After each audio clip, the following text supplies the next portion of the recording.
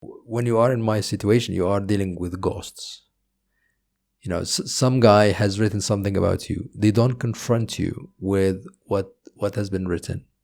They don't say, this is what we think you are, or what you think we did. You're just left to flail in the dark and wonder what they're actually accusing you of. As to why they're keeping you.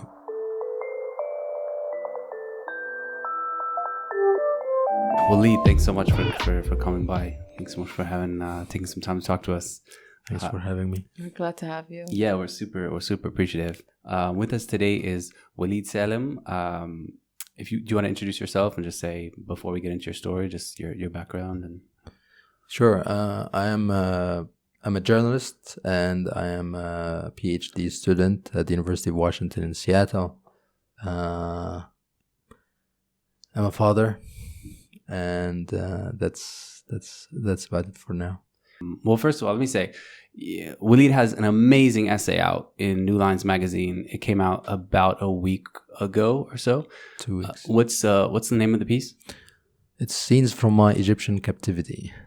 Yeah. We'll put a link to that in the description of the podcast. It totally blew me away. Beautifully written piece about your whole kind of story from the beginning to end, weaving in different bits of your life and what it was like to go through Tora and then come out and then deal with this travel ban that you've been stuck with for a while. Can you just take us back to the day that everything first happened? Like when was that? What happened for people who don't know? What's the start of the story? So I'm after I finished the requirements for the PhD program, up to the research proposal for my dissertation, then I came to Egypt to do field work. And for people who do comparative dissertations, comparative PhDs, as in PhDs in comparative politics, you are essentially required to do field work. My dissertation is about judiciary in Egypt. Really, since it started, it was supposed to be since the 1952, but then it went back further to 1923. And essentially, it's about the role of courts and lawyers and judges during periods of political transition. I was wrapping up things in May 2018. And that day, on May 23rd, I was meeting with Noor Farahat, who is a constitutional law scholar. I was meeting him at his office, and as I stepped outside the office, I was surrounded by plainclothes security personnel, and I was arrested and shoved into a sedan. And thus started my ordeal. So I was in Amn al-Dawla or Amn al-Watani for 5 days, and then I was in Tora for just shy of 7 months. At the time, like, when you first were arrested, did you have any idea why? To be honest, I had not ruled out the possibility of me getting arrested, and I immediately knew why I was being arrested. Just because they thought that the people you were interviewing were too sensitive, or was possibly an attack on the judiciary, your research, or what? Why are you meeting these people? Why are you asking these questions? Of course, all the questions are academic. Scholarly questions and theoretically oriented questions, but still, Egypt was at a moment when the red lines seemed to be tightening and being reset constantly. So what perhaps was possible or what was acceptable a month earlier. That's in 17 or 2 years, a year earlier or 2 years earlier in 17 or 16. Suddenly in 18 was a no-no. I mean, what sort of stuff were you talking about with the judges or the scholars?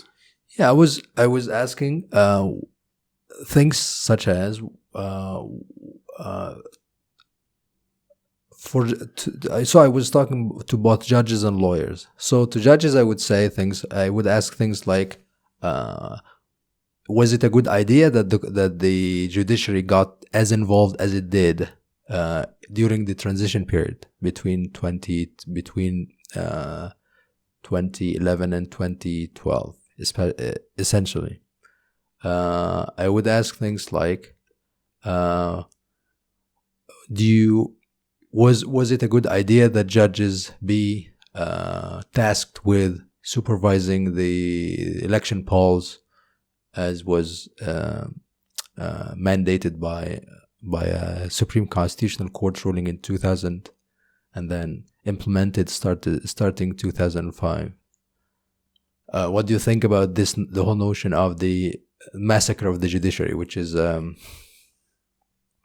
event from 1969, when Nasser, in August 1969, issued 4 decrees that, among other things, reconstituted the judiciary, disbanded the Judges Club, which is the official association for judges, and created what became later the Supreme Constitutional Court. At first, it was called the High Court. To lawyers, I would ask things like, why were you constantly? Was it a good idea to constantly convert political questions into legal questions and run with them to courts? Even though you had been frustrated by court rulings for years, but you still continued to take political issues to courts. Was this a good idea? And what was the consequences of this legalization or judicialization of political questions? What was the impact of this on the democratic transition? So take us back to then, like, what was happening when you were first being interrogated? Were they interested in these questions? Were they concerned about your dissertation, or what was that? What was going on at the time? Yeah, I think it quickly became clear that this was the thing. This was why I was arrested. So at first it was, whom did you meet? Why did you meet these people?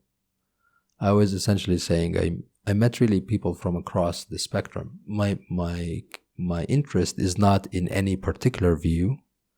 My interest is in getting as complete and comprehensive a view of how folks in the legal profession thought about these very important and consequential moments. So I wasn't interested in what Tahani Gibali said or what Ahmed Makki said. I was interested in like a broad swath of these opinions and how they reflected either deeper currents in the judiciary about, what the role of the judiciary is, what legality meant, what the rule of law is in this country. Therefore, I actually met people from across the spectrum. But I was asked, why did you meet these people who are supposed to be Islamists? I said I didn't just meet Islamists. I met also people who were very pro-state, like Tahani Gibali and others, who was a justice on the SAC, the Supreme Constitutional Court. But when at the Niyaba, the line of questions was even more focused on my dissertation. So now it was really unambiguous. So, whom did you meet? Who put you in touch with these people? What was your master's about? Who chose you for this master's? How did you choose your the committee? Why did they choose you? Why are they funding you? And were they giving you more attention than even your advisors were by that point? Say again? Were they giving you more attention than even your advisors were by that point? Yeah. I thought this surreal. Yeah, I thought this was, well, I was secretly pleased that the interrogator actually had the presence of mind to pursue, because I was really worried that I would just get an absent-minded guy who would just slap any big label on me and say, "Oh, the Waleed is just this," and this would be. I thought this would be tragic. So he was pursuing this single-mindedly. What are the titles of your chapters for the dissertation? This is a big deal, right? So you should know what the chapters are. I said I didn't really write anything yet. I don't have chapters yet. Maybe I'm a lousy PhD guy, but truly I don't have the chapter titles yet. I don't even have a plan yet. I would just at the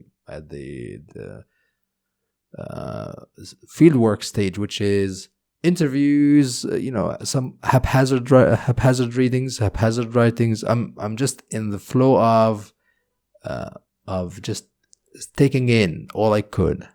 Right. So the first, as you may recall from the piece, the first substantive comment I got from the prosecutor was, "So you're saying that the judiciary is politicized?" And my heart sank, because I was really worried about the charge of being of insulting the judiciary. So at the time there was, which is a serious charge, right? You can get like 3 years. Or 3 years, something. yeah. And already at the time there were some people who were accused of this, and they had been convicted, in short order. And I had been warned that be careful about this. And of course, yeah,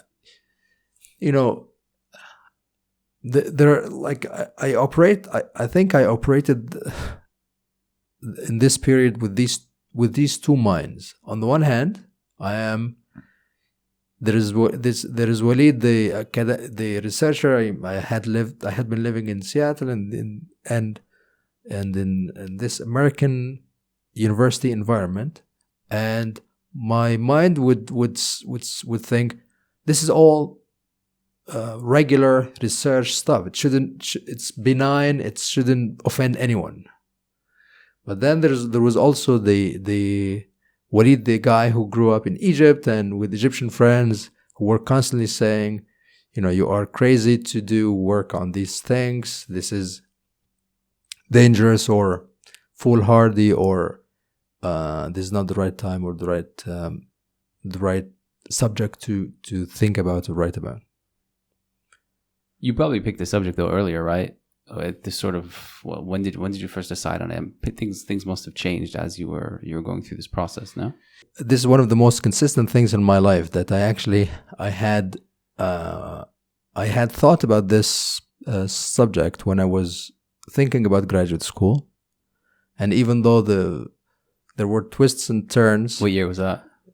This was in 2011. Yeah. So I applied to graduate school in the fall of 2011. And I got accepted in February 2012. So at the time, my thinking was, what is this thing about judicializing politics, which is quite a theme in American politics, the turning big issues into judicial issues, or taking big political issues to courts, such as Roe, like abortion. This was a huge thing. And there was quite a bit of literature on this in the U.S. And the judicialization of politics had expanded especially after the collapse of the Soviet Union and more countries becoming democratic, especially in Eastern Europe, and the establishment of constitutional courts. So they're accusing you of politicizing the judiciary when you're really judicializing politics. Yeah, this was one of the things one of the moments I felt a bit helpless as I tried to make the distinction to the prosecutor. I was not saying that the courts unilaterally or single-handedly taking on political issues. I was actually saying the opposite of this, or something in the other direction, which is it's lawyers and politicians, opposition politicians, who took this as a shortcut instead of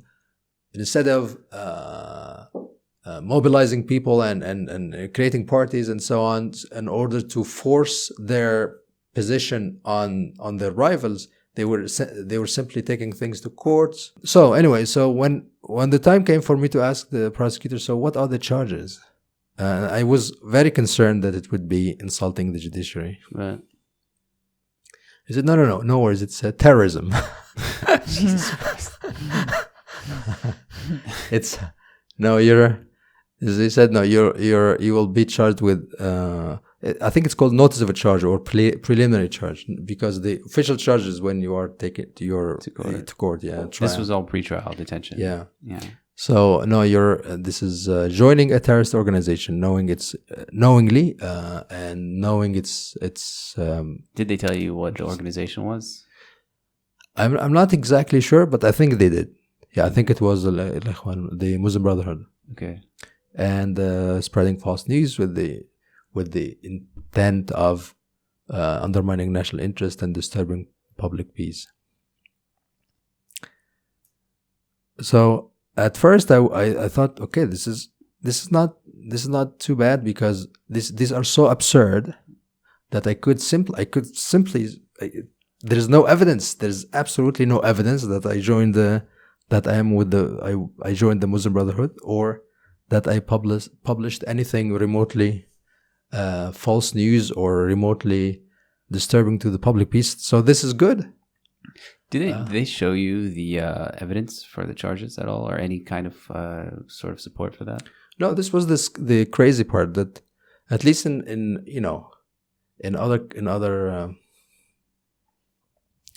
other cases, people would be shown, or would be asked, you met this person, you know this person, you were on this Facebook group,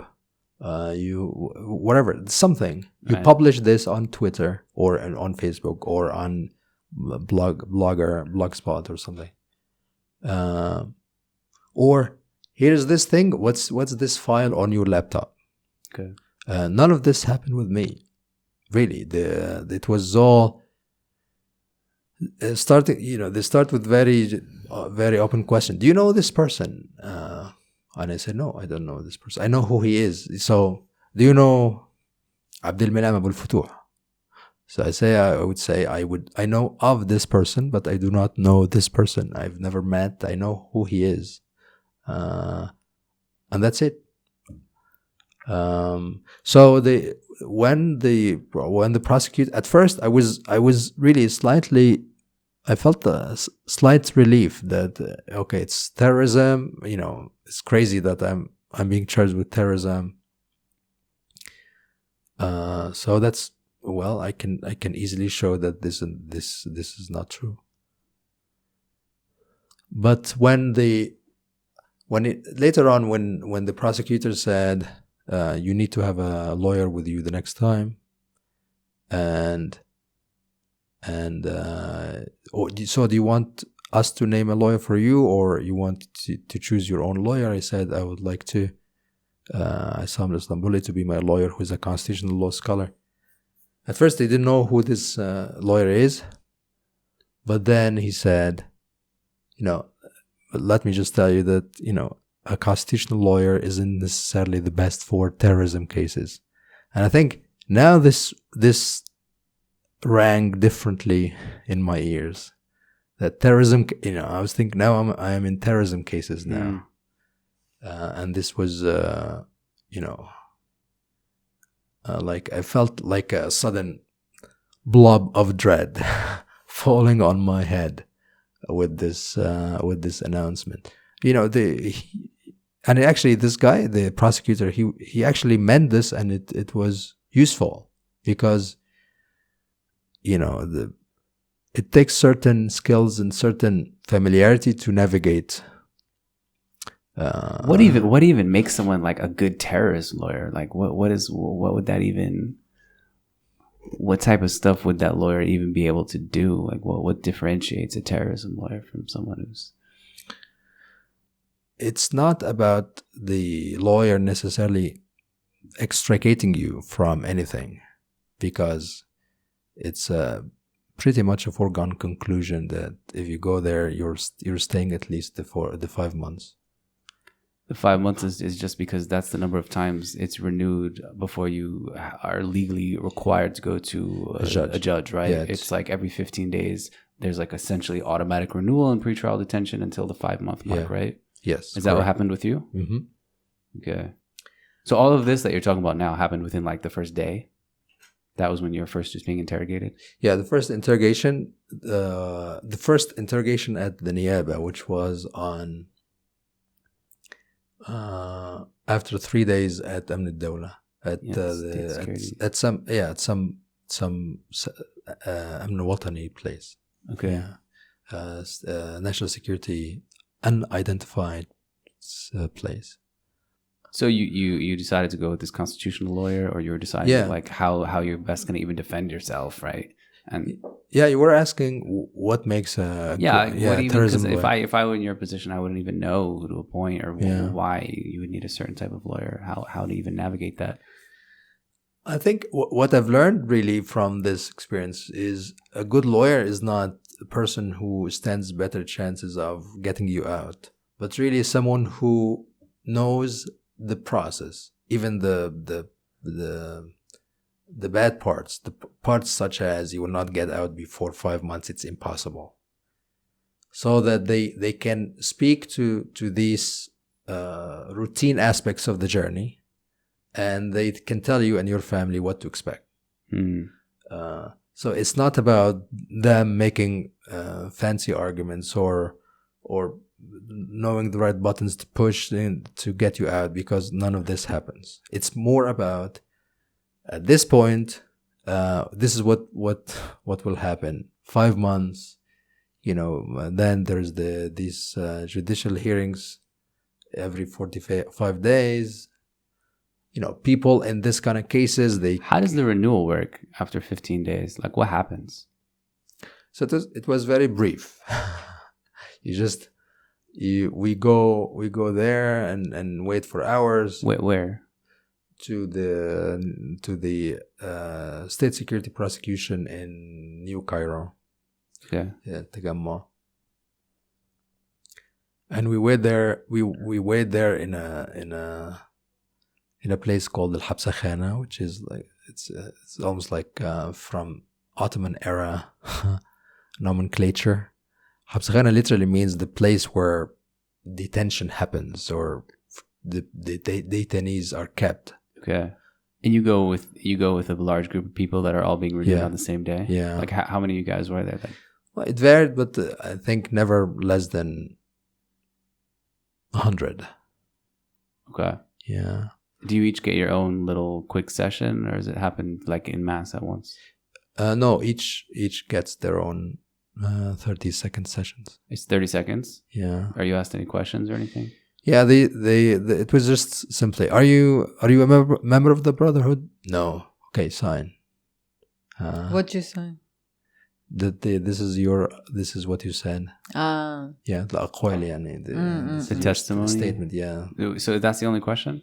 Yeah. In the so no gets you just back 15 more days. Yeah.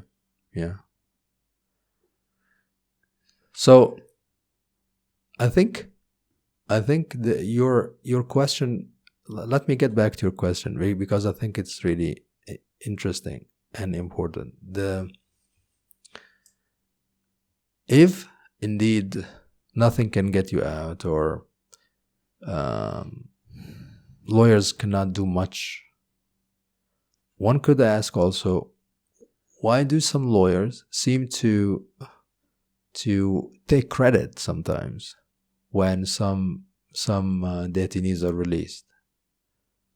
And if you follow news about detentions and releases, you will know that some lawyers seem to, publish things on Facebook and say, congrats to this this person for his or her release, and I'd like to thank all the lawyers who worked on this case, often colleagues. And I think there is a bit of disingenuousness in this, because it's more like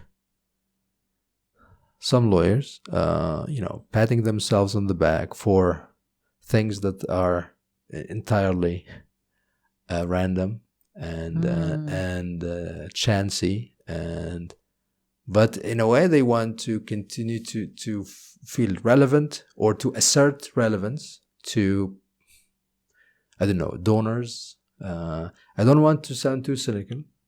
I think at this point you're pretty entitled to be that's cynical. super interesting, though. Like, lawyers working on political cases are basically pretending that, like, they're, playing a part, playing a role in this whole thing, when really it's like random and like they don't play much of a role, but they want to, like, maintain this, image so that they can get like donations and stuff.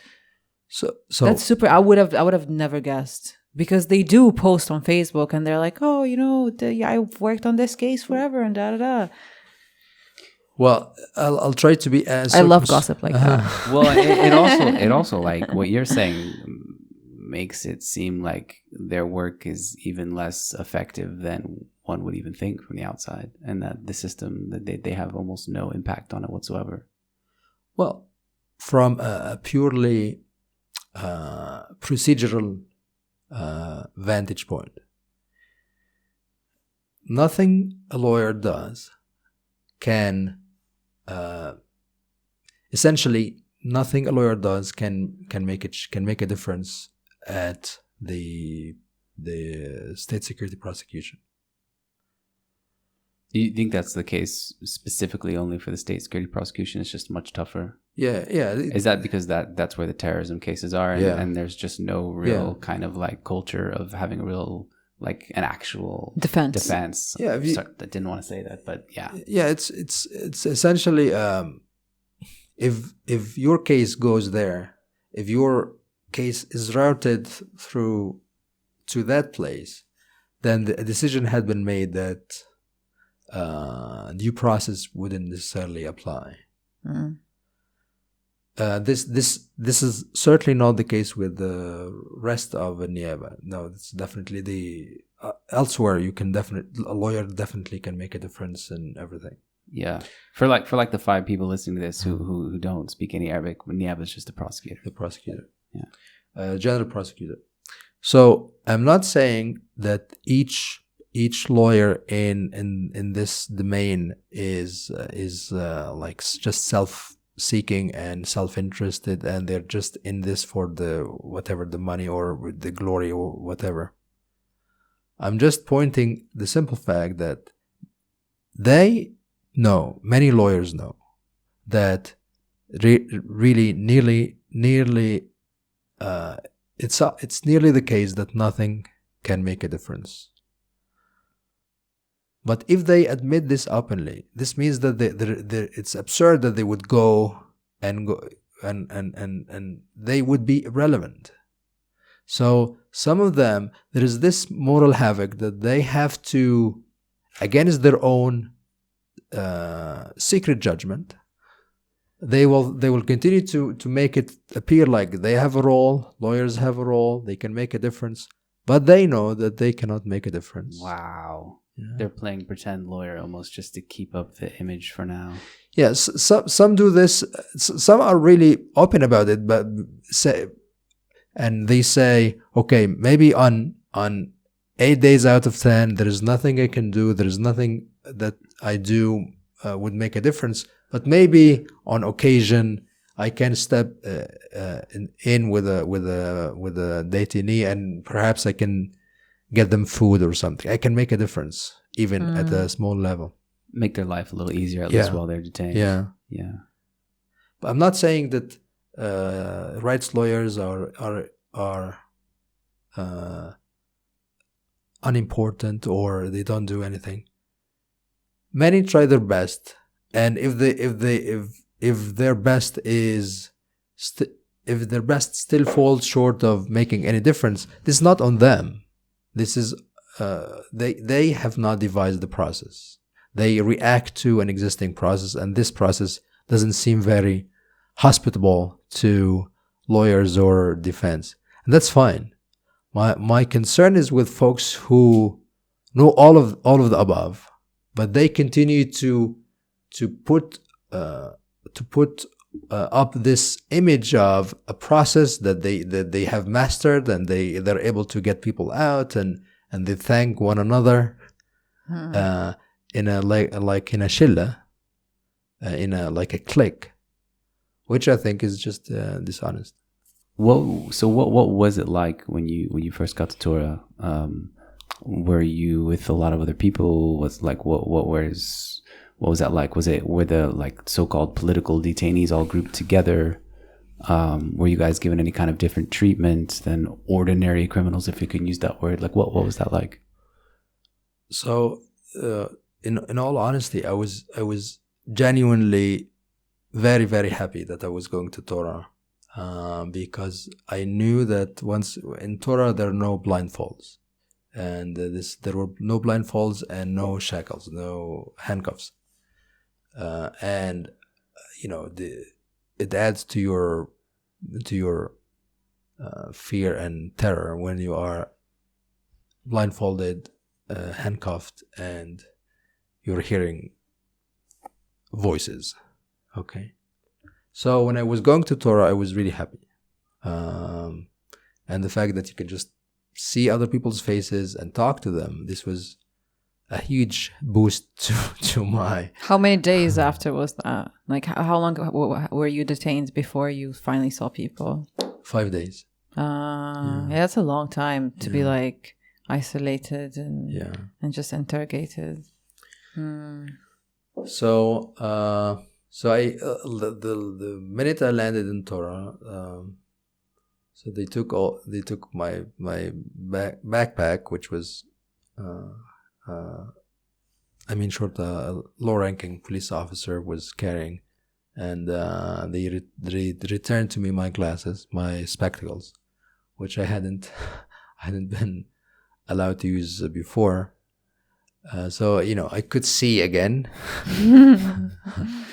which was nice. And so they took everything, and they just allowed my boxers. That was all I could get in with, and then they give me the sutra, the uniform. So it was.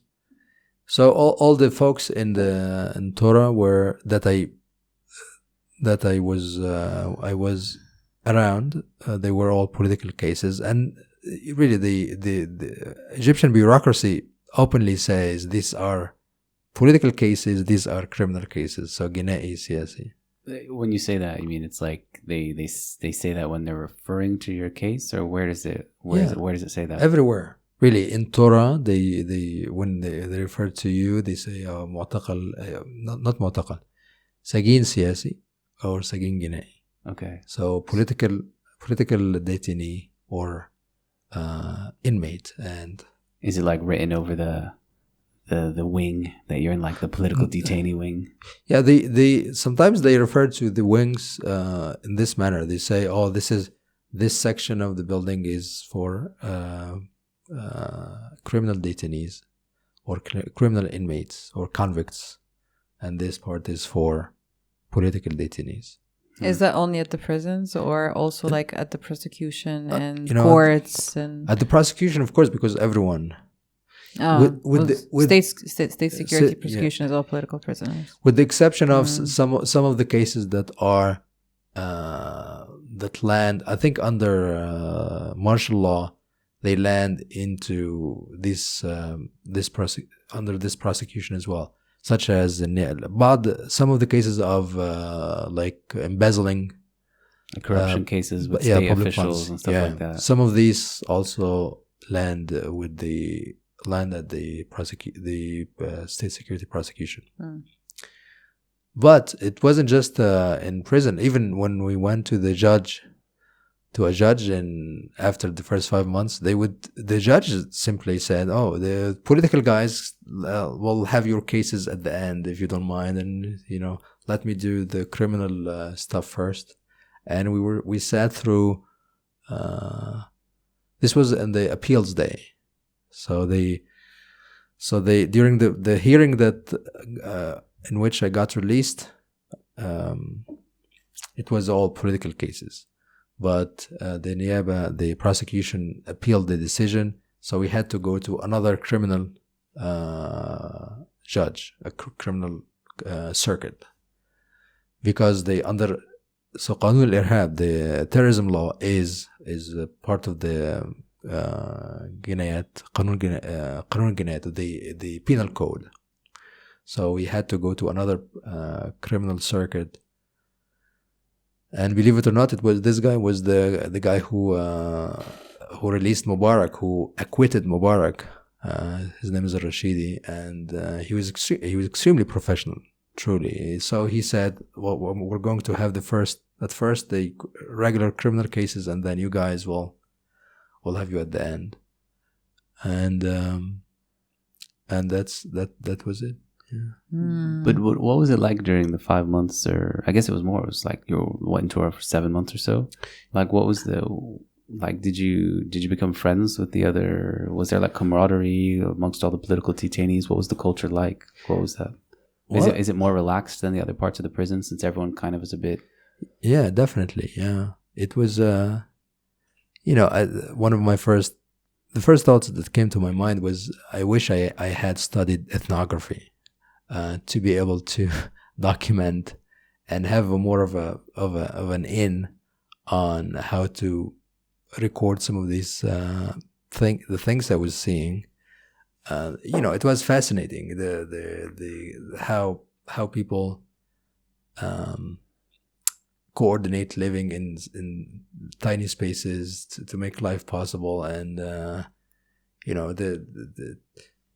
one of the fascinating things was how males bonded outside society, because these were folks in their 30s and 40s, and but there was we were outside society. So Egyptian men can be conservative, or because when they are around their kids or their wives or their mothers. But when outside the gaze of these women, men, old and young, they were playing football and they were running after each other like we were, 12-year-olds. So everyone sort of just became their child version of themselves in jail. Yeah. Wow. That's epic. Yeah, it was. That's exactly what we expect you guys to do when we're not around. Even really apparently conservative folks in their 50s and with beards and everything, but when they lost in the volleyball, they were so cute. they were upset like 5-year-olds, and they did their best to get the point, and they were like relieved or unburdened by society, which was amazing. I think I was extremely lucky in the company that I found in the room I ended up in, which was 9191, which means room number 9 in the ground floor. How many people were in a room? So when I first got there, it was 13, but over time this went up to 17. How big was the room, or how small was it? I think it was 3 meters by 9. 3 meters by 9 with 17 people. Yes, including an in-room restroom. When everyone's trying to go to sleep, are you guys just bunched up together? I mean, that's not a lot of space. No. Each has their allotted farsha, like space, which was like 2 meters long and 55 centimeters wide. So this is essentially the width of my shoulders. This is like, that's your space. Yeah, in the room. And you get these, but bigger folks got like 10 centimeters. There's no beds, right? Then you just take the blankets. No beds. No. You get blankets from outside. Yeah. So I was lucky with the folks that there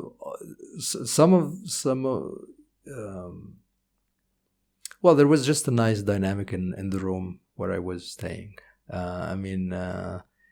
That we had a person who was our kitchen, who was in charge of our kitchen.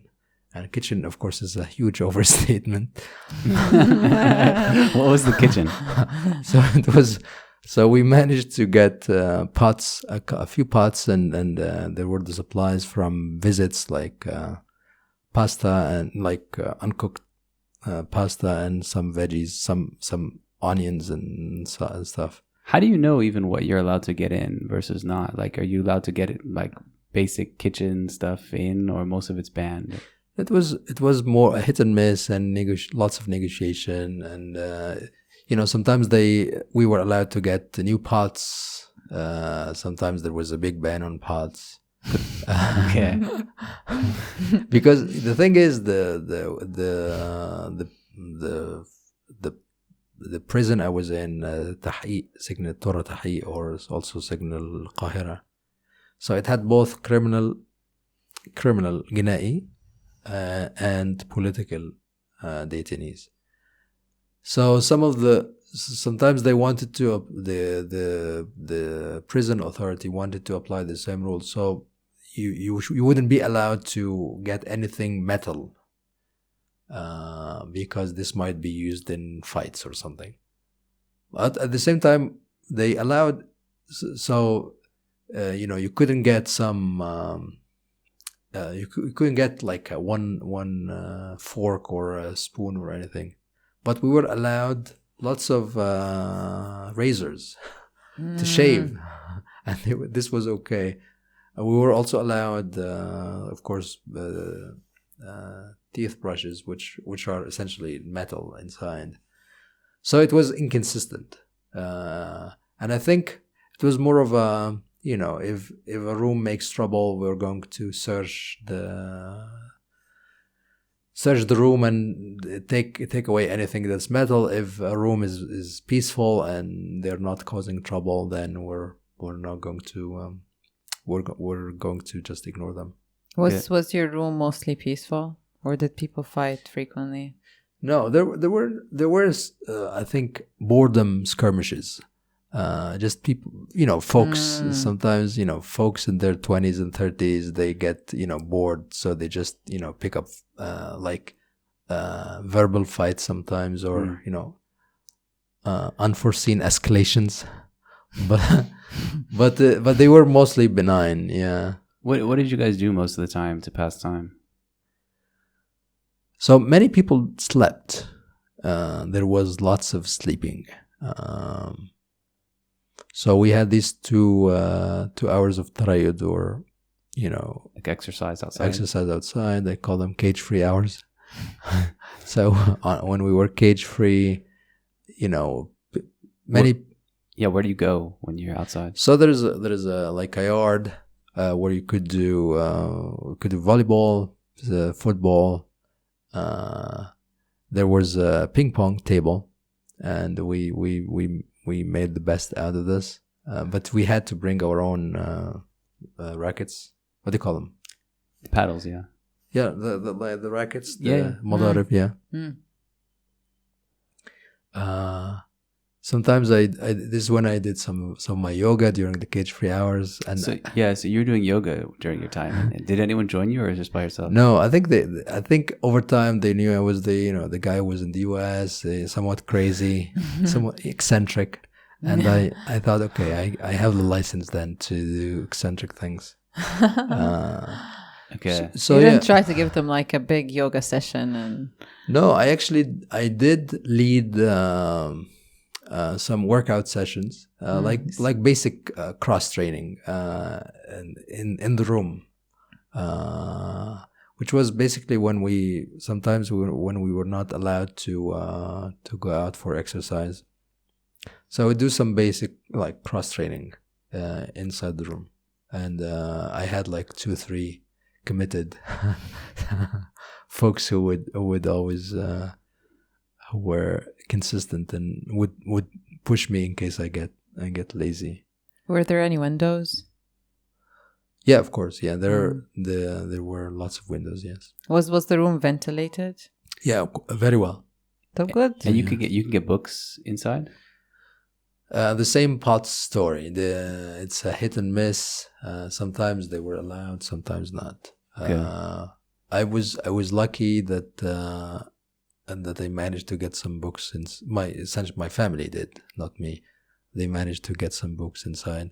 But the good news is there's books inside Tora are like a commons. Anyone gets access to whatever books anyone manages to get in. So there's like a little library that builds up over time. Yeah, but not in an official way, but more, you know someone who has this book, or, you read in English. So I know someone who has books in English. And this is how I read finally the 100 Years of Solitude, which I had started reading several times over the years, but now I had the time to read it in its entirety. Was there anything that you like really wanted to read while you were in prison that you were looking for? Well, I think I liked fiction. I think I like long fiction. I think 100 Years of Solitude was perfect. But I also read some Thomas Harris, the guy of the Silence of the Lambs, of the Hannibal Lecter series. I read some of these books. That's pretty horrific stuff to read while you're already in prison. I was really having a good time because I thought that Tom Harris is such a wonderful sentence craftsman, and I would read every one of his novels in Tora twice. Once just for the fun of it and the plot, and then the second time to take notes and record some of the wonderful sentences there. If I saw you taking notes on Silence of the Lambs, I would think some weird shit about you, to be honest. sitting in your cell taking notes on that book, I don't know, man. But okay. I think this is one of the. I remember when one of the first things I wrote while in Tora, which was the 6-7 days in. I do recall writing something about not having seen my face in the mirror for longest time in memory. But the other one was I was really glad not to have access to screens and not to see Trump on iPhone or news or whatever. And I thought the flip side of this was, I always read with focus and with full attention when I was on the bus in Seattle. And I thought this is my longest bus ride, maybe. So I would give myself fully to whatever I read. And so this was part of my routine that I would read. So I was determined not to sleep during the day. I thought this was the prison shaping me, and I resisted this notion, and I wanted to retain to the extent I could, the integrity of my self. That I wouldn't allow the prison to whip me into a prisoner. So I would resist sleeping at all during the day. I would go every day to bed or to whatever passed for bed at 10, and then I would wake up at somewhere between 6:30 and 7, and then everyone would still be asleep, and I would have like 2 hours of uninterrupted, just quiet reading time and meditation. So and it was, over time, and this is again one of the reasons I came to really appreciate my companions, my fellow inmates in the room, that over time they were more and more accommodating to my routines, and they say, "Oh, Waleed is going to sleep now, so dim the lights." Wow. I mean, the guy next to me, he had an extra light to do some stuff, and he said, "Okay, it's your time to sleep, so yeah, I'm gonna dim the lights," and so on. So they were very, very nice. Yeah. Did you make good friends? Yeah. I'm still in touch with at least 3 folks from my room. All of them are out. And yeah, I honestly have a great deal of gratitude to them because they didn't have to be nice to me, essentially. But they were kind and they were generous. You would imagine that people in these circumstances are in the survival mode, which is not the best mode to be in. But they were not in survival mode. They were still generous and kind and surprisingly accommodating, and even they took my eccentricities with a good heart, and I think they saw my humanity and allowed me to see theirs. I mean, I don't mean to sound corny, but this is how I felt about it. No, that's interesting. You would think it would bring out the worst in people, but yeah, no. But I guess it could go either way. Yeah, there were definitely there were instances of petty selfishness and the rest. But overall, my experience is one of people who were really generous and kind and accommodating. And, sometimes I think maybe a month into my detention, I once caught myself laughing out loud. I was thinking, something must be. Am I laughing in Tora? Am I so thick-skinned that I'm oblivious to my? But the truth is, there were some moments of levity and warmth and kindness and knowing more stories. There was an infinite number of stories, and this was for me was just excellent. You mean people telling stories? People really keen on telling their stories and not looking funny at you when you ask questions about their stories. Wow. Yeah. So as someone who's interested in stories, I thought this was very interesting. Did you keep a notebook while there to write? I did. To write little stories. Did you publish them? No, I didn't publish anything. I would love to read stories from you from your time there. Oh, thank you. Because it sounds like you would just have the most interesting stories. Did you think about doing anything Sure. like that? Yeah. I thought that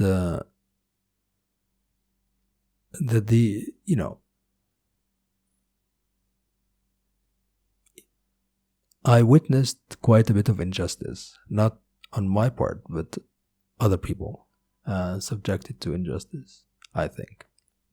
In terms of being kept for too long, or in terms of their treatment? There were some people who were...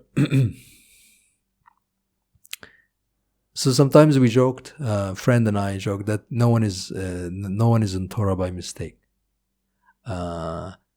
And we were essentially riffing on a line from Shawshank Redemption that we're all innocents here, which in Shawshank Redemption they meant no one was innocent. But so in a way I could understand why I was arrested. I mean, I was writing a stupid dissertation about things that the government didn't like. That's I didn't like it, but that's understandable. I mean, under the circumstances. But there were other cases where people were clearly not politicized, clearly didn't do anything that would remotely raise alarms on the part of the authorities. Why then were they arrested? Like, I think it was some of these big crackdowns that wrong place, wrong time kind of thing. Yeah. Were there a lot of people like that? Like like half of them, for example? It's impossible to give a number, and any number I say would be inaccurate. What I'm basing this impression on is just that I had at least one of these cases in my room, and he was a truly gentle soul, and the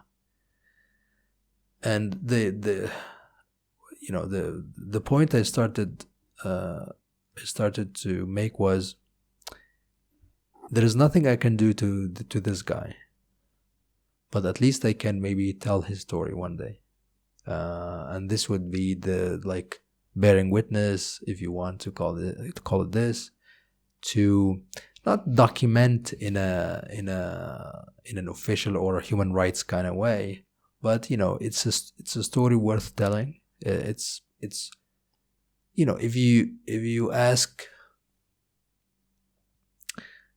me, or if you ask anyone, what does it mean to be an Egyptian in this time?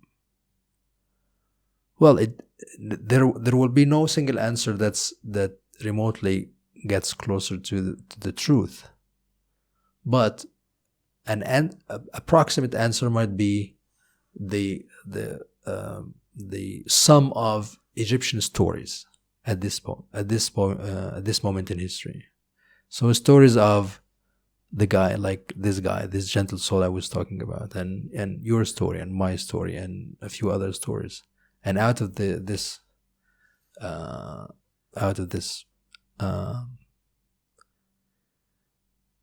wealth of stories, or out of this trauma of stories, you get a sense of what it means to be Egyptian, or to live in Egypt in this time. So yeah, so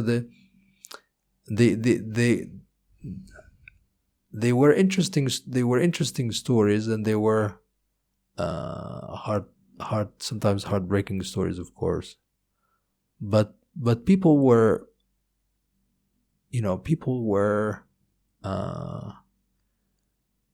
not allowing themselves to be just victims.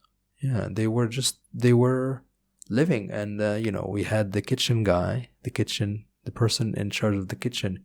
He would do the cooking. He would volunteer. He wouldn't accept help, and this was his job, and he wanted to do it every day. He would take the food that we get from the family visits. He would sort it. He would decide what we would eat for dinner that day. He would give away the rest that's more than we needed, and he was the manager.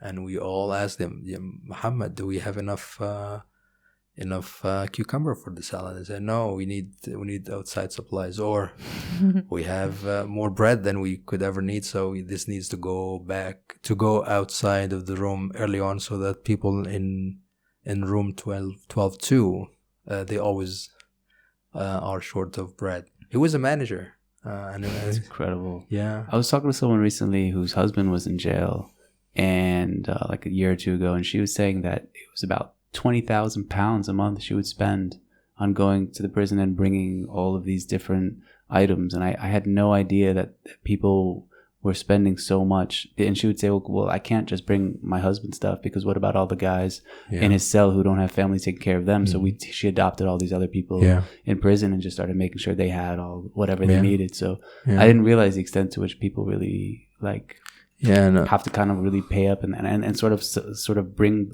their own stuff into jail, because there's not much there, right? Yeah. There was solidarity, and it was understood that some people during family visits, they got food for everyone. Their families could afford to bring like a big meal or a good meal for everyone. Others couldn't afford to do so, so they would have like meals for like 5 people or 6 people. And this was, you didn't have to worry about all of this, because all of this Muhammad managed. Yeah, he knew, and he sometimes he would coordinate. So next time, Waleed, in your visit, you should ask your family to bring this, because we're short of this, and that's fine. Was there a fridge? No, we had something like a ice box. Did you have anything to cook on?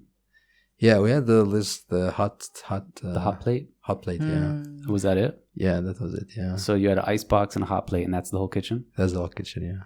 And Muhammad was the one in charge of, how to use these and when to use them and so on. Yeah.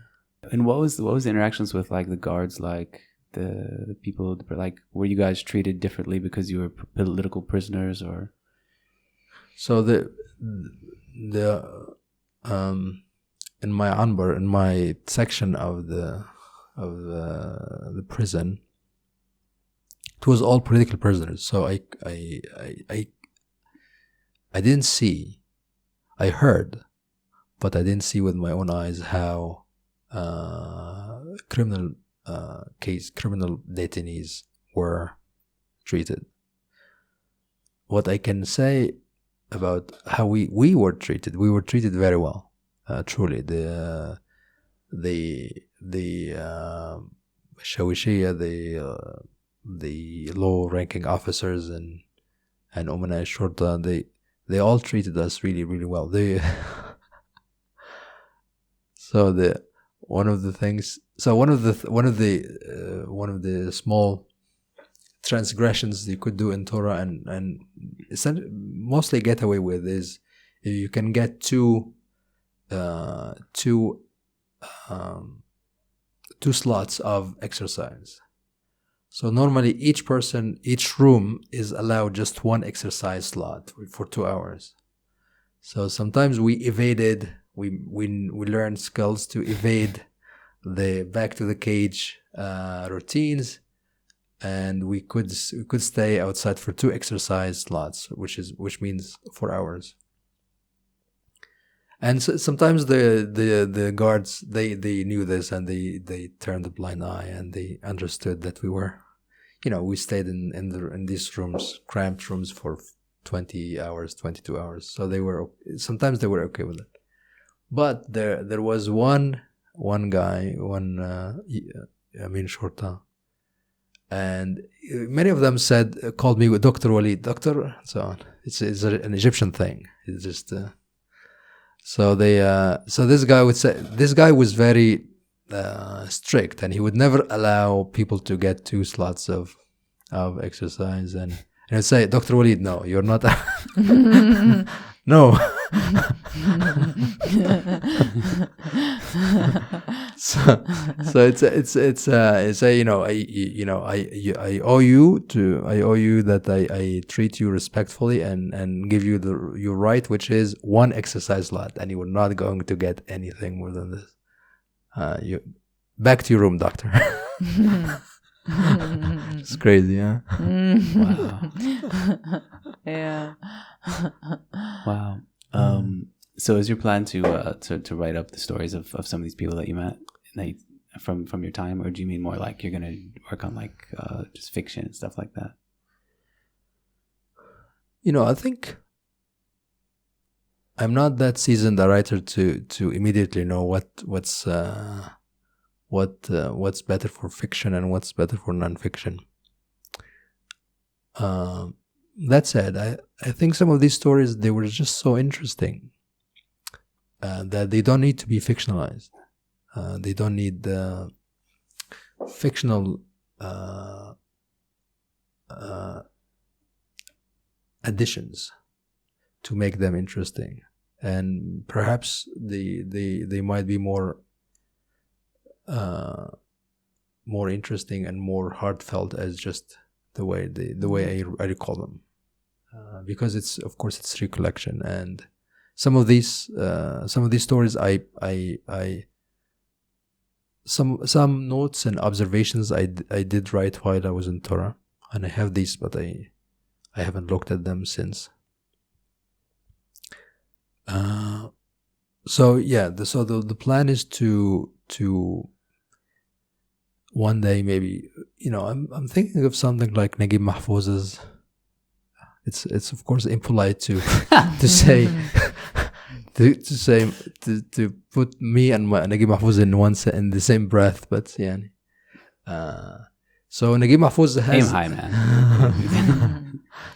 So Naguib Mahfouz has this interesting experimental book. It's called Al Maraya, the mirrors, in which all of it is just like tiny reports about individuals. So he says Muhammad Abdul Hafiz, I met this guy, and he worked at Wazarat al-Awqaf, and he did this and he did that. He met this. He got married. He died young, and it's a very like a mosaic kind of story that you don't tell one story or one plot, but you get like a spirit of a moment in history through the sum of these stories.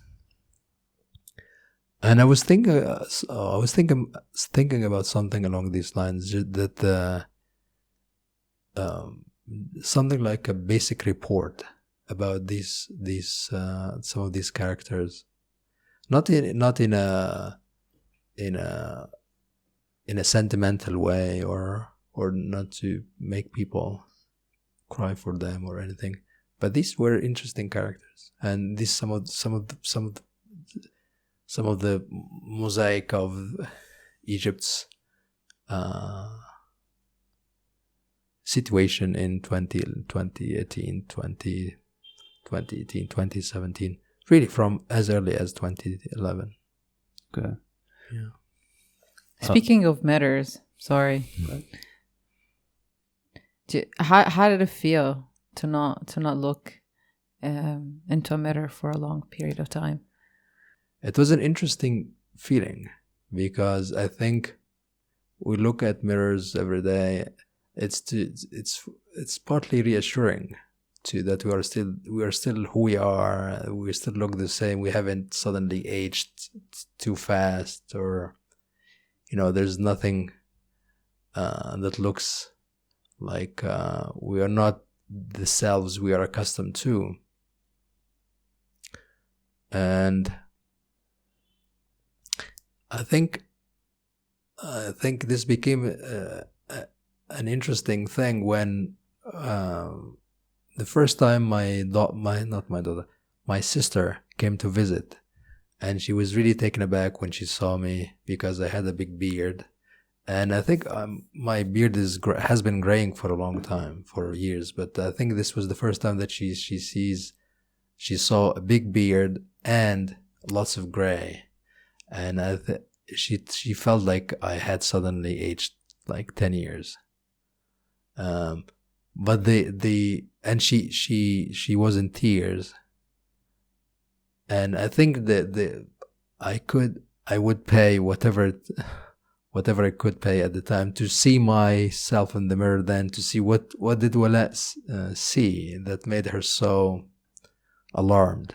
Oh, you never even saw what you looked like. Yeah.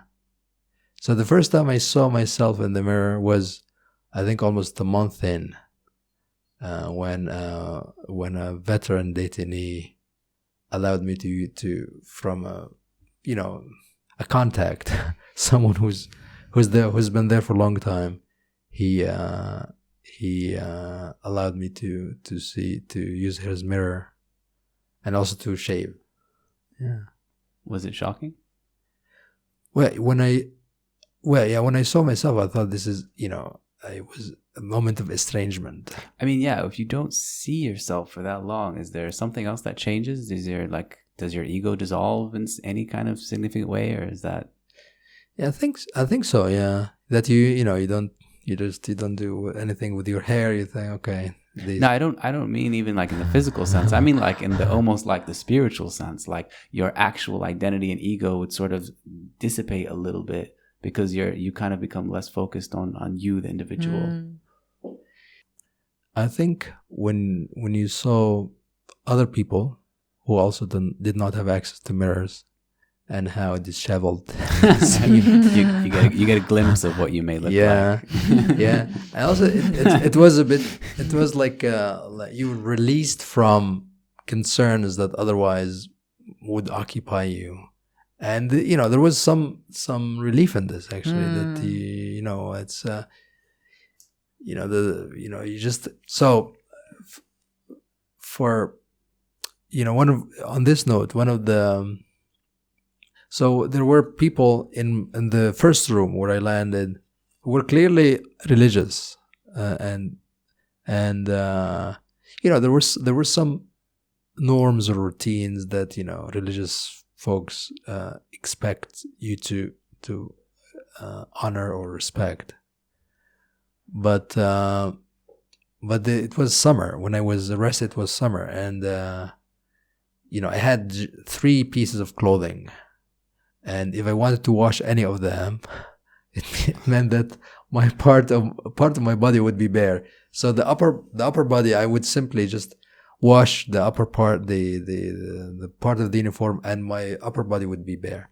And they at first I was getting some frowns, but later on you think, what are you going to do?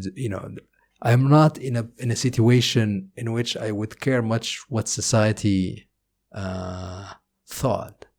I'm not in society anymore. Yeah. I just you do what you have to do, and this is perhaps where the survival. I think it was an interesting back and forth between. I don't want the survival mode to dictate what I do, how I interact with others, how I engage with them, because this would be terrible. At the same time, sometimes I would think, I have to survive, and sometimes you do, like some of the basic things that you have to do to survive, including if you want to go bare-chested, not in a Putin-like kind of situation, but really to wash a piece of clothing, you can do it. I mean, it's not the end of the world.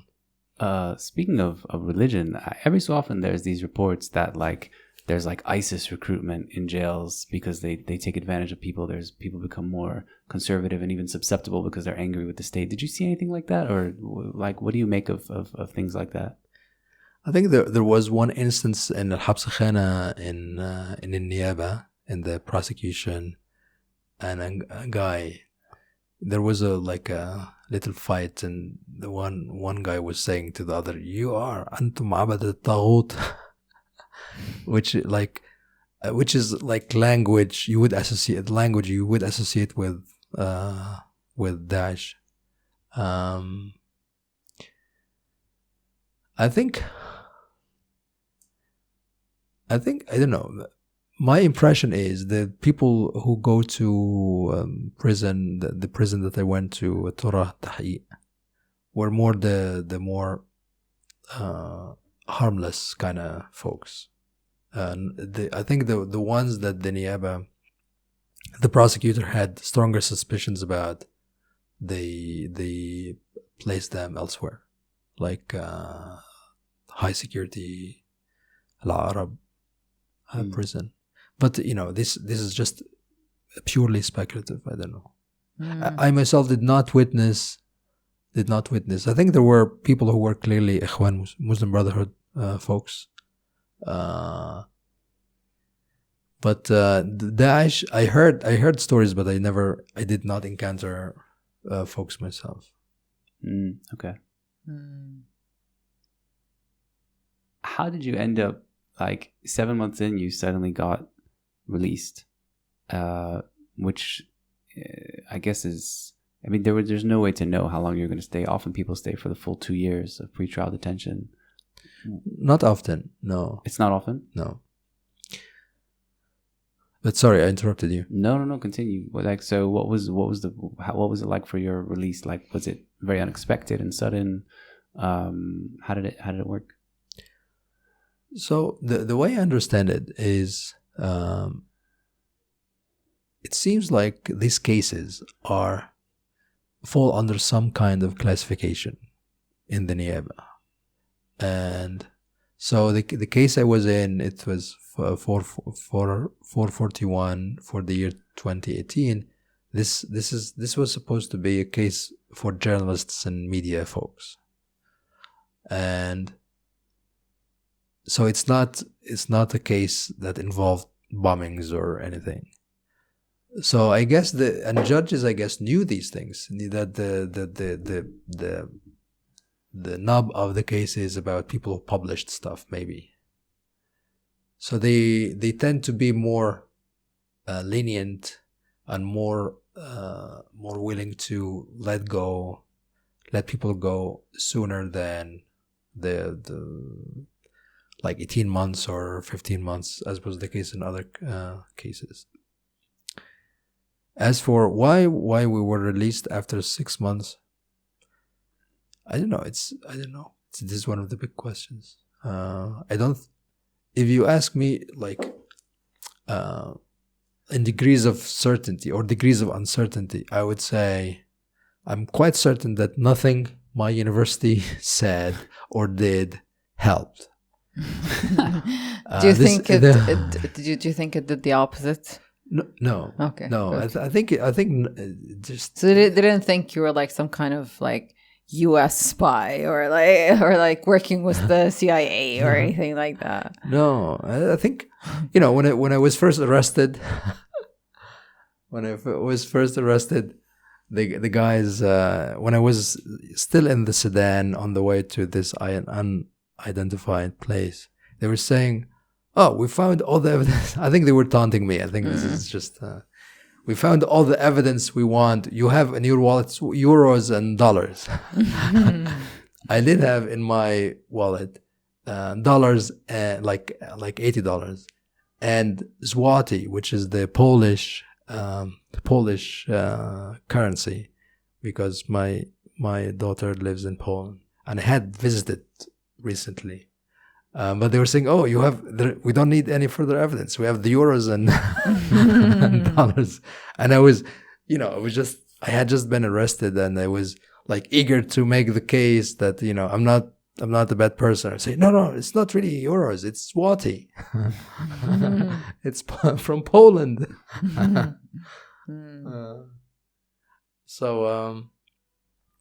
Sorry, what was the question?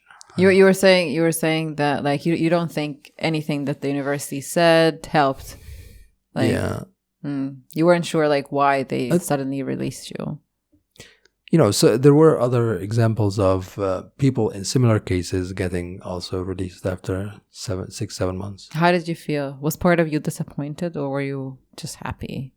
No, I wasn't disappointed at all. I think I was wary of becoming too happy because, everything is still possible, including an appeal by the prosecution. Maybe the appeal might get accepted. And also, I wasn't clear what would happen afterwards, that if I would be able to travel or not. I was thinking that the more likely scenario that I would be able to travel. But I had trepidations that this might not be the case. So I was trying to keep my hopes in check. How did you first realize that you couldn't travel back? Which is, we've talked all this time. We didn't even mention that, like, for you, I know you mentioned that almost the real nightmare for you. I mean, obviously prison was a nightmare, but like this second stage of being stuck here and unable to get back to your daughter, finish your studies, it became this sort of, I don't want to say better or worse. That's, I don't know how you would characterize it, but an entirely different ordeal. And that's been the case ever since, right? When were you released? What was the date? I was released on December 10th, 2018. Okay. So, and you've been effectively travel banned ever since, right? Yes. How did you first even figure that out? So the first, at first I was subjected to, or I was under these so-called probationary measures to the Bira Ihtiraziyya, and which meant I had to report to a police station twice.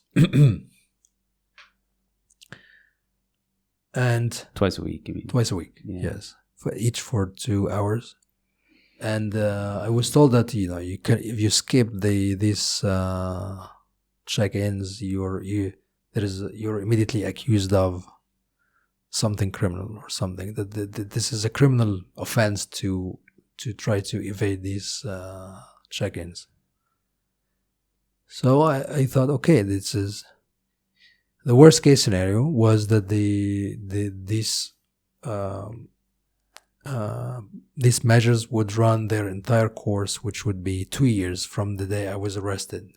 So May 2018, they were going to expire in May 2020 at the latest.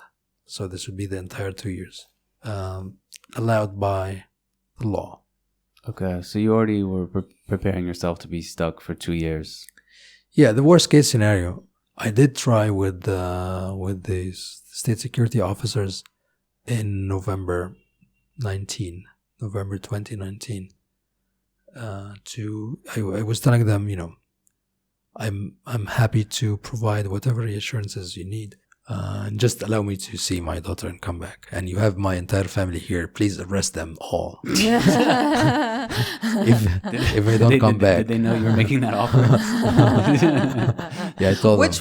Which member of your family did you mostly want arrested? I actually named the person they could start with. But, Are you serious? I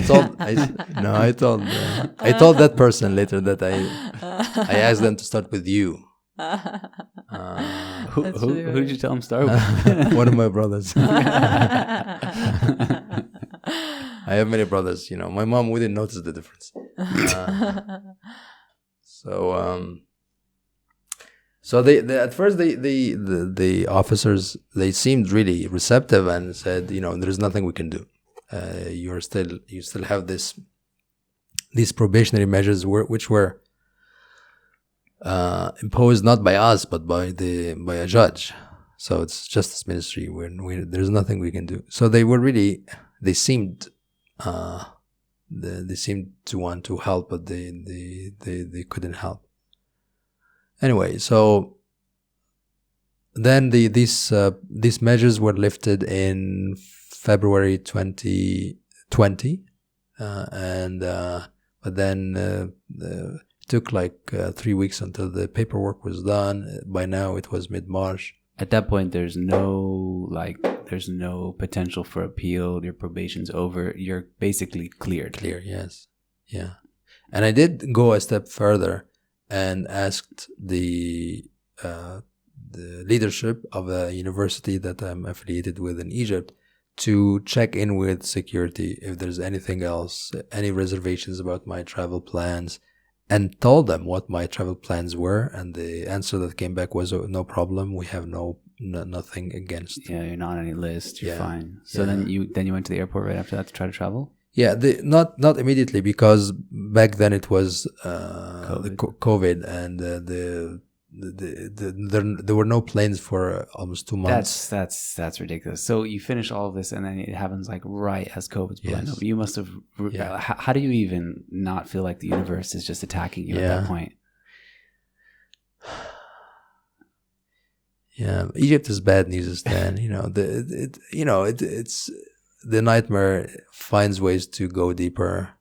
I mean, I don't recall what I was thinking about at the time. I think I was just happy that the possibility of the nightmare lifting was just fine, was just good, and it's a matter of time. Okay, if not this month, maybe the next. It's a matter of time now that I will be able to travel, or so I thought. And then, of course, and I tried. The first opportunity to board the plane was on May 8th, 2020. And I was really surprised. I was stopped at the airport, and I was, after very, very thorough search of my. So like you scan your passport or whatever, and then immediately something pops up on the screen? Yes.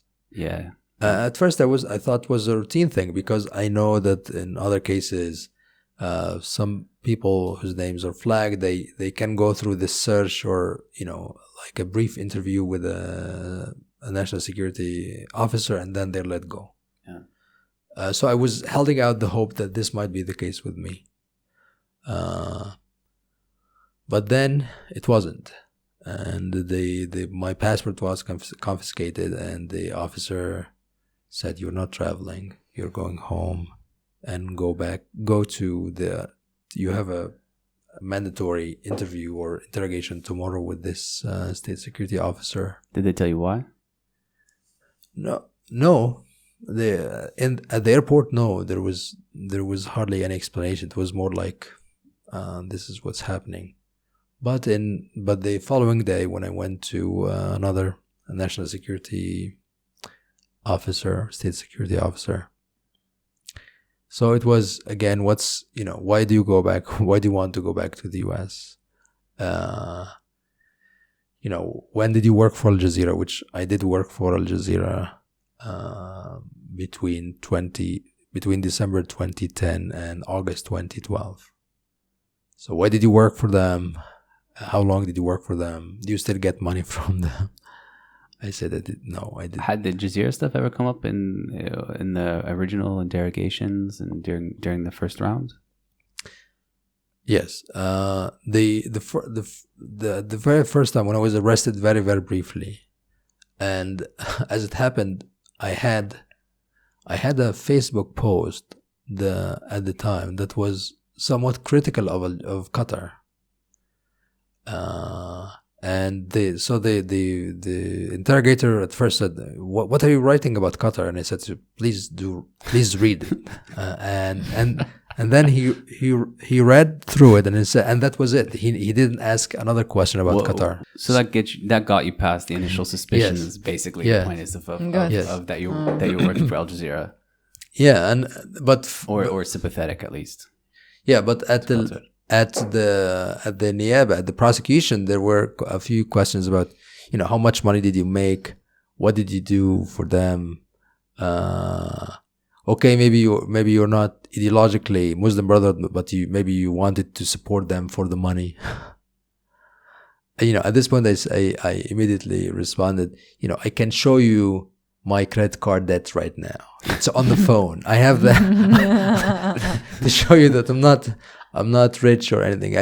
You have the phone, and I can show you on the apps, how much debt I have in credit cards from living in the US. So Al Jazeera did not seem to be a big deal in the interrogation, but later on, I don't know. It's after I attempted to travel in May 2020. The next day, the interrogator was really asking lots about Al Jazeera. The thing is, you are not, when you are in my situation, you are dealing with ghosts. Some guy has written something about you. They don't confront you with what has been written. They don't say, this is what we think you are, or what you think we did. You're just left to flail in the dark and wonder what they're actually accusing you of. Yeah, as to why they're keeping you. And I did tell this officer, that at that point, which was May 2020, which means 2 years into this thing, that no one ever told me up to that point, and up to this point right now in July 2022, what the problem is. So, because I was more than willing to say, if the dissertation is the problem, I can change it. Really, I'm not that beholden to. I'm not that attached to the dissertation. If the alternative is my freedom or my ability to see my daughter, really, of course. But just tell me what the problem is. Yeah, you don't even know what to do. Yeah. So I could only speculate that what the problem is, but it seemed to be a moving target, because in the first interrogations it seemed it was my dissertation, but after the first failed travel attempt, it seemed it was Al Jazeera that was the problem. And how could Al Jazeera be a problem?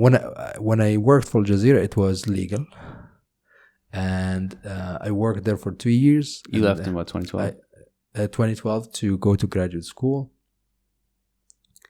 And the part that gets me sometimes really worked up is, you're keeping me at the time for 2 years, and now for more than 4 years, without showing me a single thing that you would even claim I wrote or was against whoever, against anyone.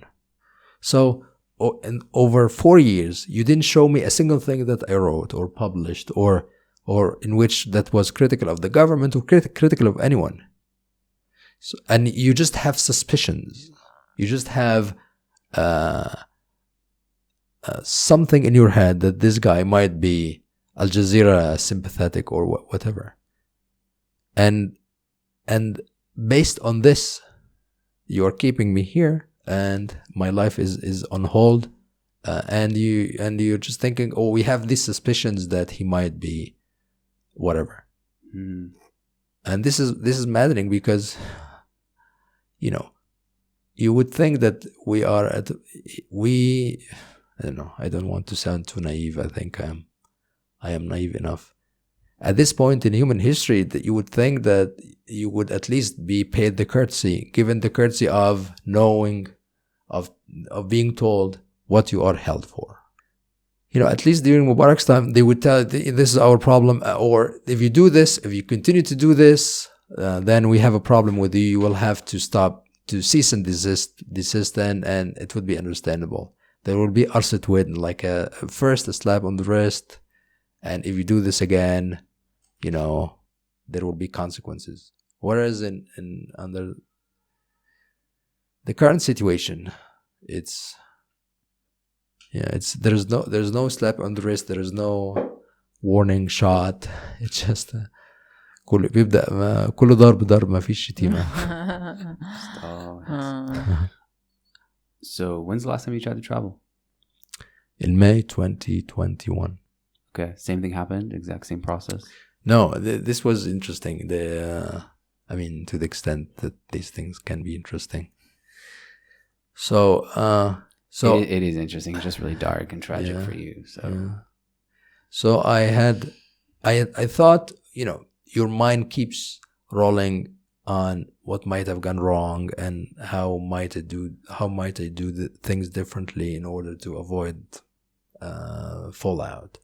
So I thought, what if the last time when I tried to travel, some maybe low-ranking officer was caught off guard by me showing up at the airport, and he didn't know what to do, so he just decided not to decide and said, okay, we're not traveling, so that there are no consequences for him. Yeah, no one wants responsibility. Yeah. So I'll try to not to surprise anyone this time, I thought, and I will try to let people know in advance about my travel plans. So through intermediaries, people who have contacts in the security services, I try to convey the message. I'm planning to travel on this day. I will continue. I continue to be prepared to offer whatever reassurances that I have no other plans or purposes from travel other than seeing my daughter and continuing my life. And so I was supposed to the flight was scheduled for early morning of May 24th, 2021. I arrived at the airport around 10:30, and my name was flagged. I was told to go to a security office, regular security office, not state security. And this was a bit of a hectic office, because this is where people, younger travelers who still having their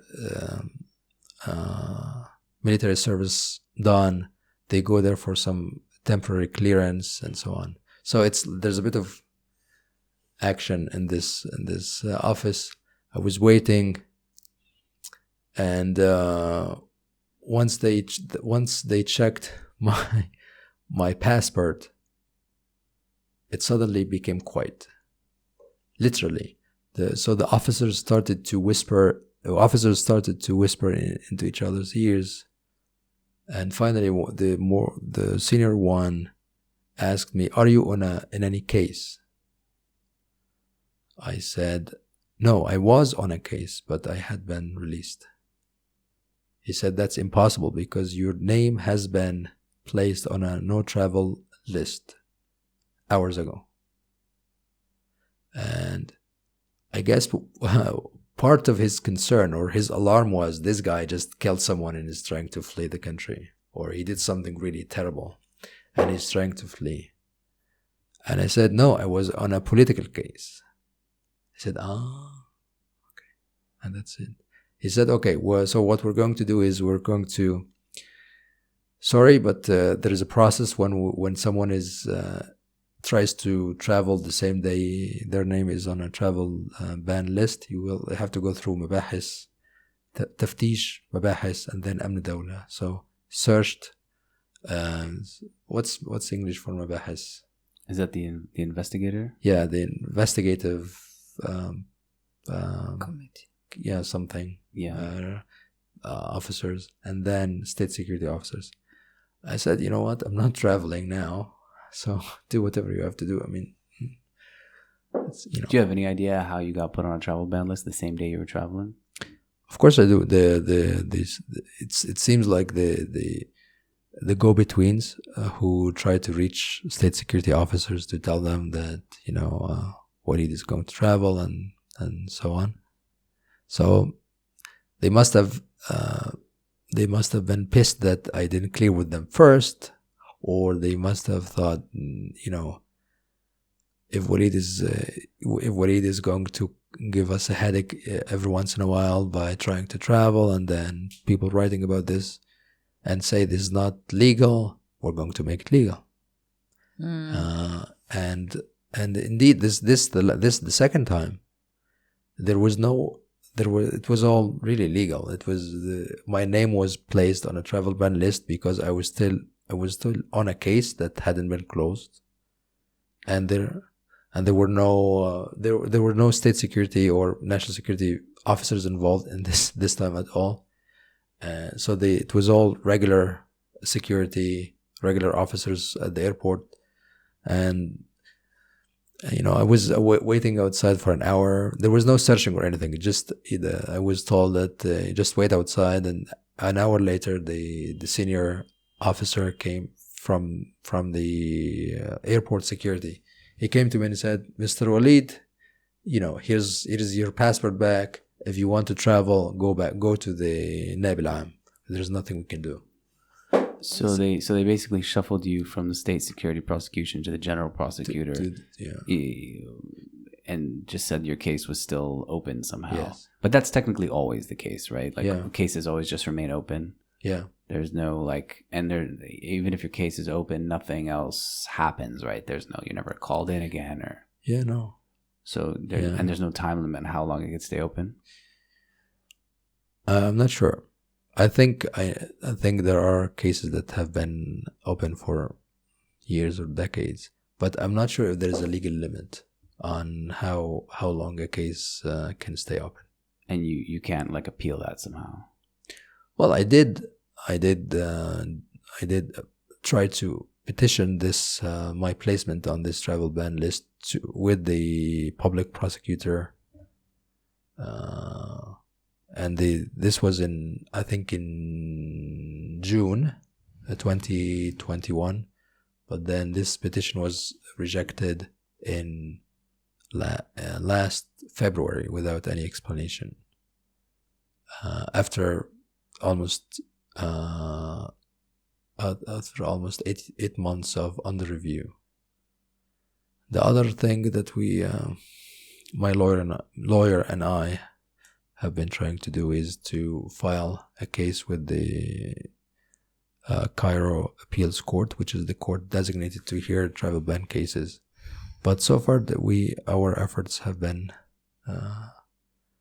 failed because the court doesn't want to accept the case.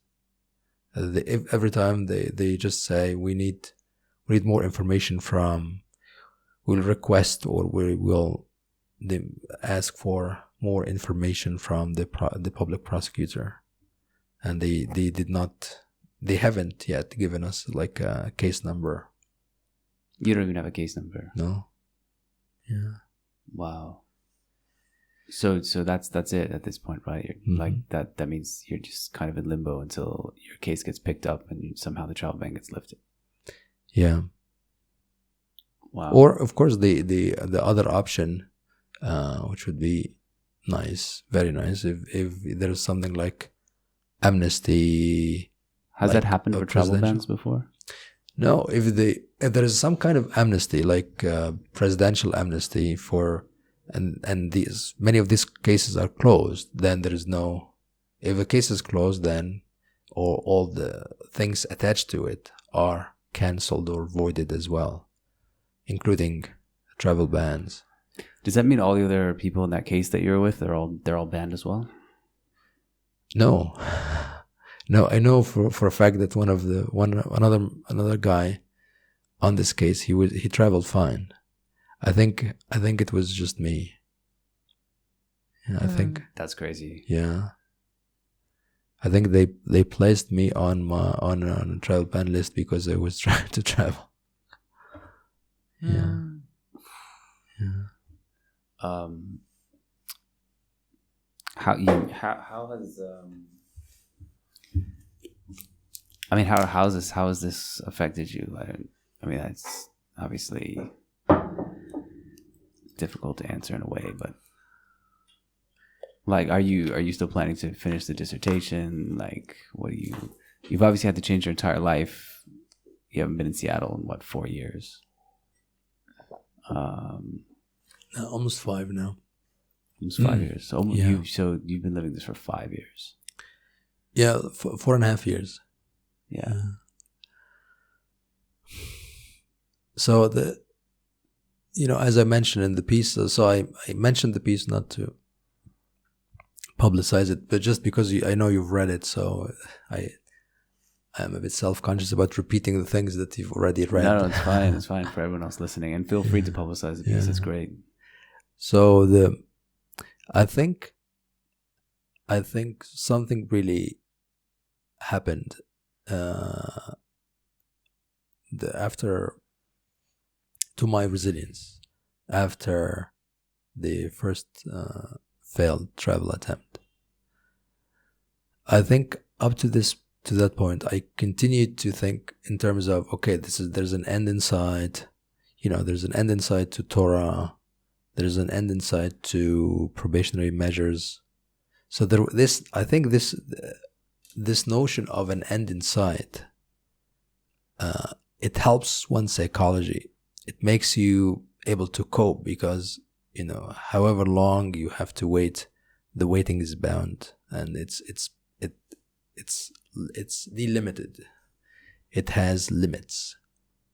But this really changed after May 8th, 2020. And I think it hit me hard. Not just because of the nightmare now just boundless. It just doesn't have an end in sight.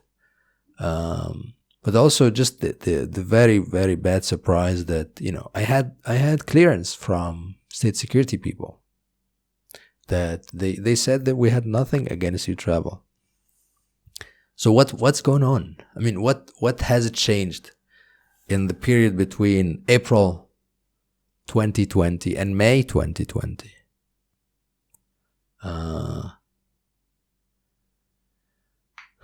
So this is when I started seeking psychological therapy, and I just felt like my yoga and my meditation and all the coping mechanisms, or the relying on oneself to soldier through, this wasn't going to cut it now, and I really needed outside help. And I had this when I came out of Tora, I had an episode of my health breaking down for nearly 4 months. So I came out of Tora in December 2018, and then I had persistent, unprecedented health issues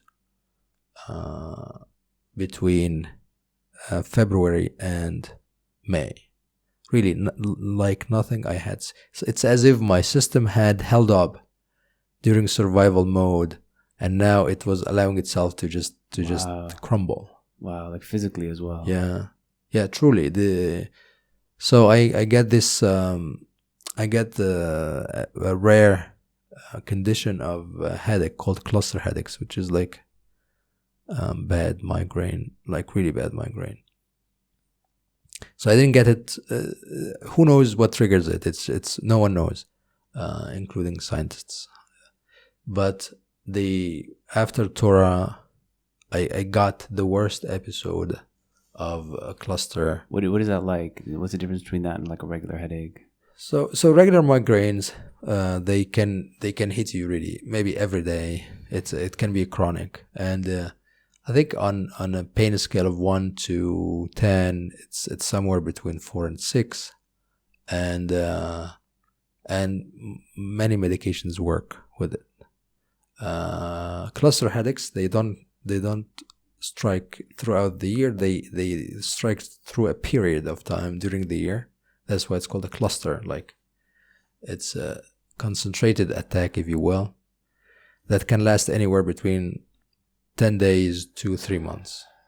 And you get it every day, maybe once or twice, but and each episode is somewhere between 15 minutes and 3 hours. Wow. And on a pain scale of 1 to 10, it's 10. And really rarely does anything work with it. Wow. So I was accustomed to cluster headaches. I had been having cluster headaches for years, but this was the worst episode. I think I got it for 52 days, and I just physically and psychologically I would just like out of it. So I mean, that this happens is, I mean, there are all kinds of pain that people must get through and work through, and that's fine. And really, if you ask me, what does the nightmare feel like, this wouldn't be the first thing that comes to mind. It wouldn't be the fifth thing that comes to mind, the headache, cluster headaches or anything. The first thing that would come to mind is, of course, my daughter. The fact that my daughter grew up, she lives with my ex-wife, and I already have feelings of guilt that I let her go, and that maybe I wasn't as fatherly or as responsible or as patient when I went ahead with divorce with her mother. So already there's this range of feelings, and on top of this, now you have, my choices essentially entrapped me in Egypt, and now I wasn't able to be with her during the crucial years of 9 to 10 to 14 now. Yeah, you can't let yourself feel guilty about the choices, though. Well, I mean, this is pretty completely out of your control. Well, the rational part of me, of course, thinks, yeah, there was no inevitability of me getting arrested, but I guess the irrational part think, sometimes guilt, like fear, is not rational, or is not always rational, and I would lie if I said that there is always a sense of guilt. It ebbs and flows, but it's always there. That How old is your daughter now? She will turn 14 in 10 days. 10 days. Wow. Yeah. She hasn't been to Egypt since? No. Okay. Wow. Wow. I hope you get to see her soon. Yeah, me too.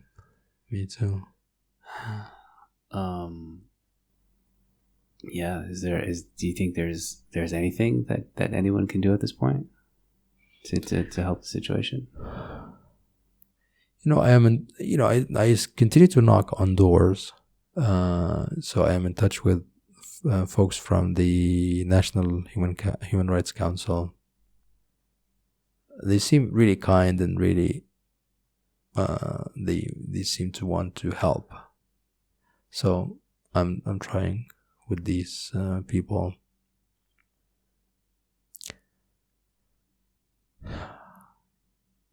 At some point I thought maybe my university in the US, the University of Washington or something. But to be honest, I no longer think that any of this could help. It will come from here. So either the government, I don't know, for some reason decides to let me go, or they don't. I truly don't think any outside advocacy, influence, pressure, nudging, sweet talking could help at this point. I just don't think. And in fact, sometimes it creates the opposite reaction. The state wants to double down and justify what it's done because it doesn't want to be shamed.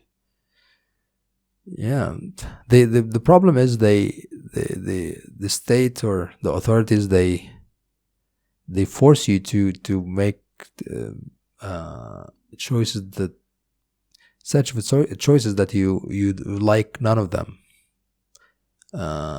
So if I had the choice, I would have preferred that I be now in Seattle or or with my daughter, and I don't talk about the Egyptian government. I don't think about the Egyptian government.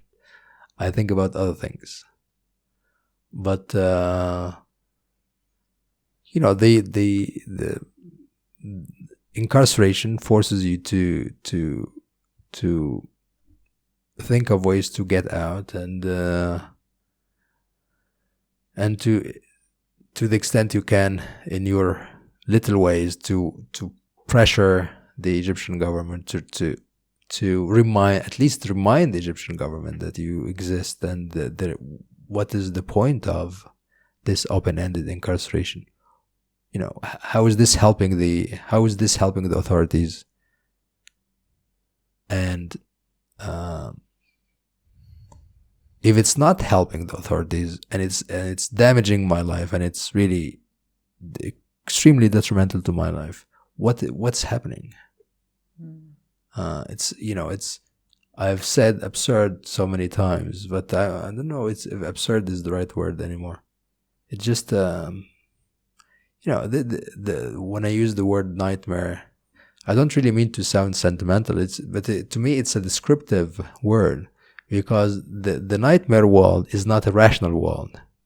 When you are in a nightmare, when you're sleeping and you have a bad dream or a nightmare, things do not follow logic there.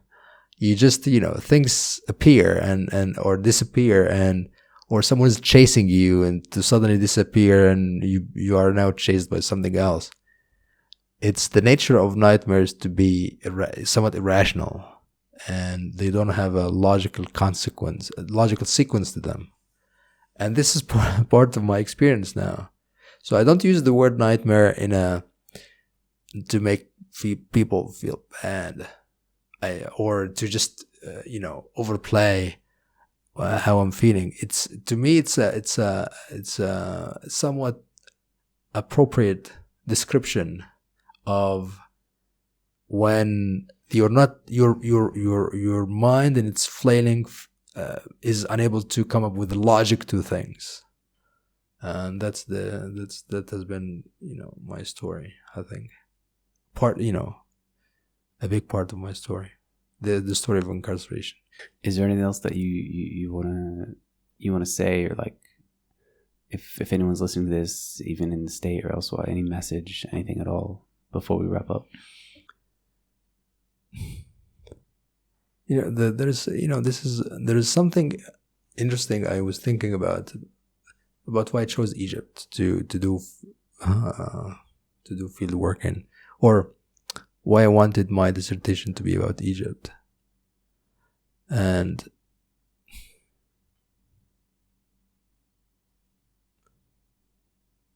at some point I thought about doing my dissertation about Saudi Arabia, about foreign advisors and consultancies and state building in Saudi Arabia, and I was really thinking about this and reading about this for a year. But then I was thinking, what is the point of doing a PhD if it's not about your country? I always talk about this. Yeah. We always talk about this. Yeah. Yeah. Because, yeah. Yeah. And I didn't choose to be interested in Egypt. It just happens. It's the way things are. And even today when I'm writing a chapter about the history of the judiciary from 1923 to 1952, I read cases, court rulings from the 20s and 30s, and I'm actually thinking, this is why I actually chose to write a dissertation about this. I like this. This is interesting stuff, and this is stuff I'm happy to learn. So, I guess if there's any point to what I'm saying, I guess the point is, one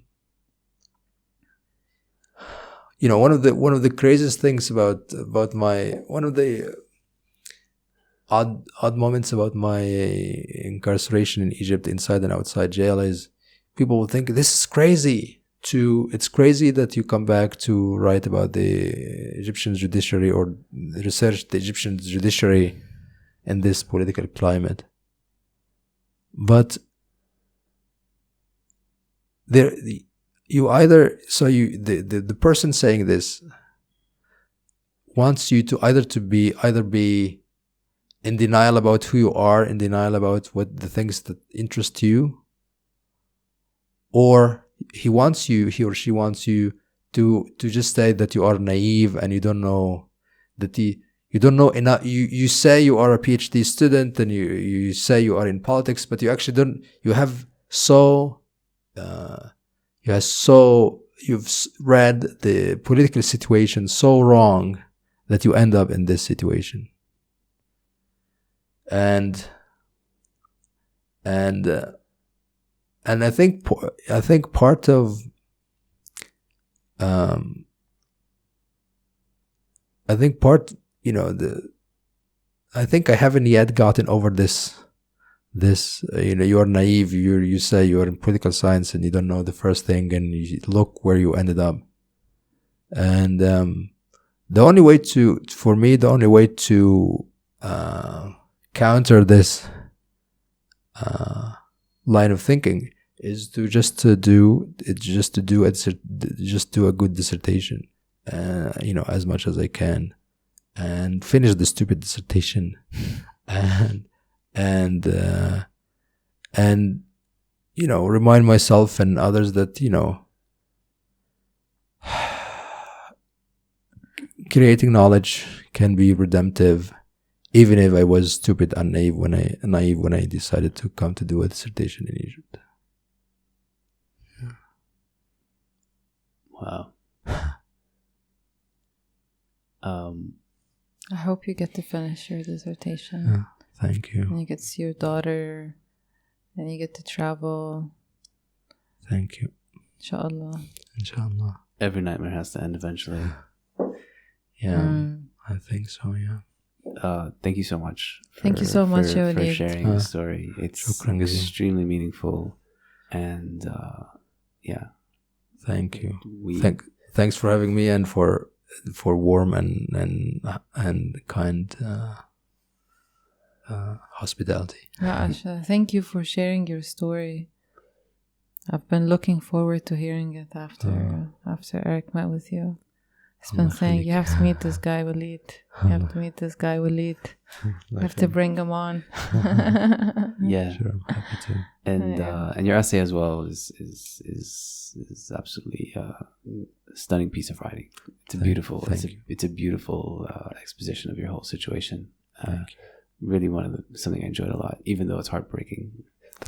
So whoever's still listening at this point, I encourage you to go and read Waleed's beautiful essay in New Lines magazine. And I guess we'll just end it there. Thank you so much, Waleed. Thank you. you. Thank you.